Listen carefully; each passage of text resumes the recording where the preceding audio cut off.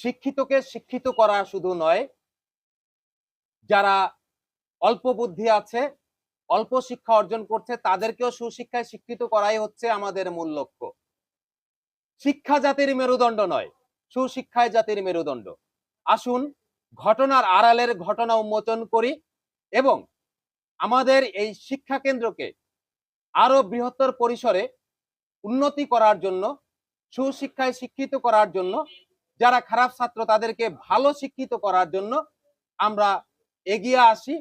প্রতিটি শিক্ষা কেন্দ্রে সবাইকে সুযোগ করে দেওয়ার জন্য সরকার প্রধান এবং শিক্ষা মন্ত্রণালয়ের মন্ত্রী, শিক্ষা অধিদপ্তর, শিক্ষা মন্ত্রণালয় কর্মকর্তা সবার দৃষ্টি আকর্ষণ করছে। আসসালামু আলাইকুম সম্মানিত দর্শক ও শ্রোতা, এসএসসি রেজাল্ট সম্পর্কে কিছু কথা। 2026 সালের এসএসসি ও সমমান পরীক্ষায় সর্বমোট 11টি শিক্ষা বোর্ডে মোট 18,29,485 জন শিক্ষার্থী অংশগ্রহণ করেছিল।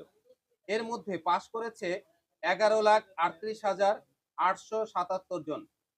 সার্বিক পাশের হার 62.25% এবং জিপিএ 5 পেয়েছে 1,16,676 জন।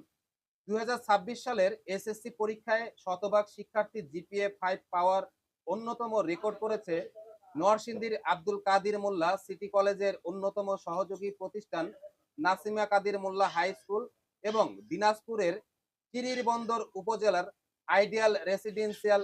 আপনার কাছে জানতে চাচ্ছি 2026 সালের এসএসসি পরীক্ষার্থীর যে এই কোথাও কোথাও শতভাগ জিপিএ 5 পেয়েছে কিংবা কোথাও কোথাও জানা যাচ্ছে যে স্কুলের শতভাগ পরীক্ষার্থী ফেল করেছে, এই শিক্ষার কিংবা শিক্ষার পরীক্ষার যে ফলাফল কম বেশি কিংবা ভালো রেজাল্ট করা, এই বিষয়ে কিছু কথা বলবেন আপনার পরিচয় দিয়ে। আমার নাম মোহাম্মদ আব্দুল সালাম, আমি একজন ব্যবসায়ী। আমি বলতে চাই যে আসলে সারা বাংলাদেশেই অনেক জায়গায় অনেক উন্নত মানের স্কুল আছে, আবার অনেক জায়গায় লেখাপড়ার দিক দিয়ে মান অনেকটা কম থাকে। কিন্তু এখানে আমার প্রশ্ন যে গ্রাম অঞ্চলে যেসব স্কুলগুলো একটা ছাত্রছাত্রীও পাশ করে নাই, এই স্কুলগুলো ভালো মানের সরকার যদি উদ্যোগ নিয়ে ভালো মানের শিক্ষক নিয়োগ দেয় বা এগুলো মানে তদারকি করে ভুল ত্রুটিগুলো সংশোধন করা, এগুলো প্রথম কাজ। দ্বিতীয়ত হলো যে এই স্কুলগুলোতে এমন কি ছাত্রছাত্রী নাই যারা একটু ভালো রেজাল্ট করতে পারে? অবশ্যই আছে, কিন্তু সেখানে তাদের হয়তো সেই গাইডলাইন দেওয়া হচ্ছে না। আর যেসব ভালো ছাত্রছাত্রী, একটা স্কুল থেকে যখন 40-50 জন বা 100 জন ছাত্রছাত্রী পরীক্ষা দেয়, সেখানে সমস্ত ছাত্রছাত্রী কিভাবে ফেল করে? এটা কিভাবে সম্ভব? এখানে অবশ্যই কর্তৃপক্ষের কোনো গাফিলতি আছে। তারা ঠিক মতো হয়তো উপজেলা পর্যায়ে যারা আছে, যারা টিওনো আছে, তারা এগুলো তদারকি ঠিক মতো করেন নাই। এখানে তারা যদি বলেও যে আমরা এটা, তারা এর দায় এড়াইতে পারেন না, অটোমেটিকলি তার ঘাড়ে এর দায় চলে যায়, কারণ তাদের গাফিলতি আছে। আর আরেকটা বিষয় যেটা আমরা অনেক জায়গায় দেখতেছি, শহরের অনেক স্কুল অনেক ভালো রেজাল্ট করেছে, যেখানে 100% জিপিএ 5 পেয়েছে। এখানে আমার একটা প্রশ্ন, যেখানে 200-300 বা 150 পোলাপান একটা স্কুল থেকে একটা ছেলে মেয়ে সবাই জিপিএ 5 পেয়েছে, এটা কিভাবে সম্ভব? আমি হাতে গুনে যদি বেছে বেছে 100 ছাত্রছাত্রী একখানে করে একটা প্রশ্ন তৈরি করে দেওয়া হয়, আমার মনে হয় না সেখানে 100 জনে 100 জনই জিপিএ 5 পাবে।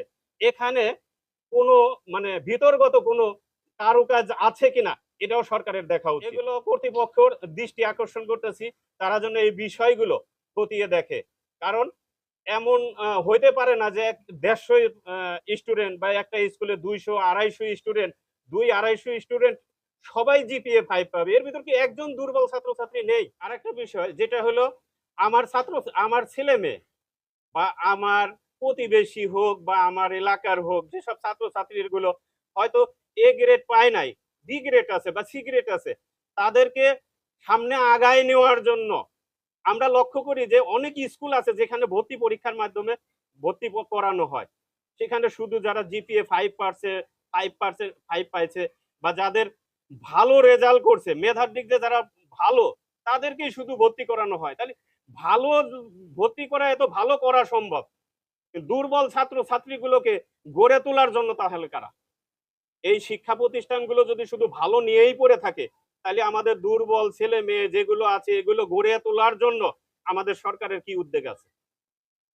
অবশ্যই যদি উদ্যোগী না থাকে, সবাই যদি সবল হতো, সবাই যদি ভালো হতো, তাইলে ভালো টিচার আমরা খুঁজতাম না, ভালো স্কুল খুঁজতাম না, বা আমাদের শিক্ষামন্ত্রী বা স্কুল পর্যায়ে যত ভালো সাইট গুলো আমরা খুঁজতে যাই আমার বাচ্চাকে ভালো করার জন্য, কিন্তু আমি ভালো স্কুলে যাওয়ার পরে সেখানে যদি আমার বাচ্চা ভর্তিই না হইতে পারে, ভর্তি করা হচ্ছে না, কারণ সে মেধায় একটু দুর্বল, তাকে গড়ে তোলার কোনো চেষ্টা তারা করছে না।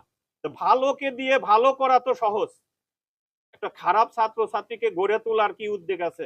এই উদ্যোগটা নেওয়ার জন্য আমি সবাইকে বলবো যে এগুলো উদ্যোগ নেওয়া উচিত। বা খারাপ ছাত্রছাত্রীগুলোই কিন্তু ছিটকে যায় সমাজের খারাপ সাইড গুলো। যখন আমি দেখা যাচ্ছে যে আমার এই দুর্বল বাচ্চাটা স্কুলে যা ভালো রেজাল্ট করতে পারতেছে না, তখন দেখা যায় যে তার বন্ধু বান্ধবও কিন্তু তার উপরে একটা মানে অন্যরকম একটা ক্রিটিসাইজ করে। এক পর্যায়ে সেই বাচ্চা স্কুল থেকে আর স্কুলে যাইতে চায় না, স্কুলের প্রতি তার অনীহা এসে যায়। তা আমি বলবো যে আমাদের শিক্ষা ব্যবস্থাপনায় যারা আছেন এরা এই বিষয়গুলো দেখা এবং এই দুর্বল ছাত্রছাত্রীগুলোকে কিভাবে ভালো রেজাল্ট করার ক্ষেত্রে গড়ে তোলা যায় এই দৃষ্টি আকর্ষণ করছি সবাইকে। সবাই ভালো থাকবেন, ধন্যবাদ।